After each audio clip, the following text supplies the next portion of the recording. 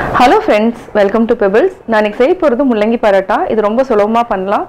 தேவையான ingredients என்னங்கறத பாத்துறலாம். கோதுமை மாவு 2 கப் எடுத்துக்கிறோம். தேவையான அளவு கீ எடுத்துக்கலாம். ஆயில் வந்து 3 டேபிள்ஸ்பூன் எடுத்துர்க்கேன். கொத்தமல்லி தழை, 2 பச்சை மிளகாய் சின்னதா கட் பண்ணிருக்கேன். 1 ஸ்பூன் அளவுக்கு இஞ்சி எடுத்துக்கலாம். இதையும் நான் சின்னதா கட் பண்ணிருக்கேன். முள்ளங்கி 2 எடுத்துர்க்கோம். இத வந்து நம்ம நல்லா கிரேட் பண்ணிட்டு அந்த தண்ணி வந்து கோதுமை மாவு கூட ஆட் பண்ண போறோம்.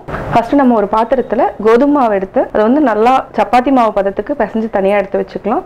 அதுக்கு அப்புறம் முள்ளங்கி வந்து நம்ம துருவி தான் செய்யணும். இப்போ எப்படி செய்யறதுன்னு பார்க்கலாம். முள்ளங்கியை இந்த மாதிரி நம்ம துருவி தனியா எடுத்து வச்சுக்கலாம். முள்ளங்கியில தண்ணி வந்து நிறைய வரும். முள்ளங்கி தண்ணி மட்டும் நம்ம தனியா எடுத்துக்கலாம்.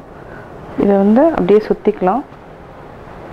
இதை வந்து நம்ம கோதுமை மாவு கூட ஆட் பண்ணிக்கலாம். பாத்தீங்கன்னா எவ்வளோ தண்ணி வந்து ரிலீஸ் ஆகும்னு பாருங்க. தண்ணி நிறைய ரிலீஸ் ஆயிடுச்சு. இப்போ இதை மட்டும் நம்ம தனியா எடுத்து ஒரு பவுல்ல போட்டுக்கலாம். ஆக்சுவலா இதுல சால்ட் வந்து எதுவுமே ஆட் பண்ண வேண்டாம். இதை நல்லா பிரிச்சு விடுங்க. சால்ட் வந்து திருப்பி ஆட் பண்ணா தண்ணி வந்து ரிலீஸ் ஆகும். கூடவே வந்து இஞ்சி போட்டுக்கலாம், பச்சை மிளகாய், கொத்தமல்லி. இதை வந்து ஸ்பூன் வச்சுட்டு நல்லா மிக்ஸ் பண்ணி விடலாம். இதை வந்து நம்ம ஸ்டஃப் பண்ண போறோம். இதை தனியா எடுத்து வச்சுக்கலாம். இப்போ நம்ம 1 டேபிள் ஸ்பூன் அளவுக்கு உப்பு ஆட் பண்ணிக்கலாம். அதாவது இது தேவையான அளவு. ஆல்ரெடி இது வந்து முள்ளங்கியினோட தண்ணி, இதையும் நம்ம மிக்ஸ் பண்ணிட்டோம். தேவையான அளவு தண்ணி விட்டுக்கலாம்.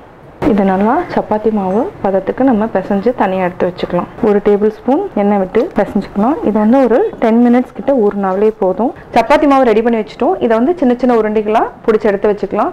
அதுக்கப்புறம் கொஞ்சமா லைட்டா குழி பண்ணிட்டு நம்ம முள்ளங்கி ஸ்டஃப் ரெடி பண்ணி வச்சிருக்கோம். இதையும் போட்டுட்டு பால் மாதிரி மேக் பண்ணிட்டு அதுக்கப்புறம் தேய்ச்சி தோசைக்கல்ல போட்டு நம்ம வந்து எடுத்துக்கலாம். இப்போ சப்பாத்தி தேய்ச்சிடலாம். ஃபர்ஸ்ட் இதையே இந்த மாதிரி தட்டிக்கோங்க.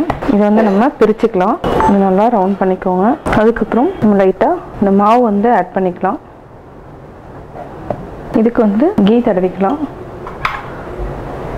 கொஞ்சமா நம்ம அதாவது 1 டேபிள் ஸ்பூன் அளவுக்கு முள்ளங்கி, இஞ்சி, கொத்தமல்லி இதை வந்து நம்ம இந்த மாதிரி எடுத்துக்கலாம். இப்போ மேலே இருக்கிற மாவு நம்ம எடுத்துக்கலாம்.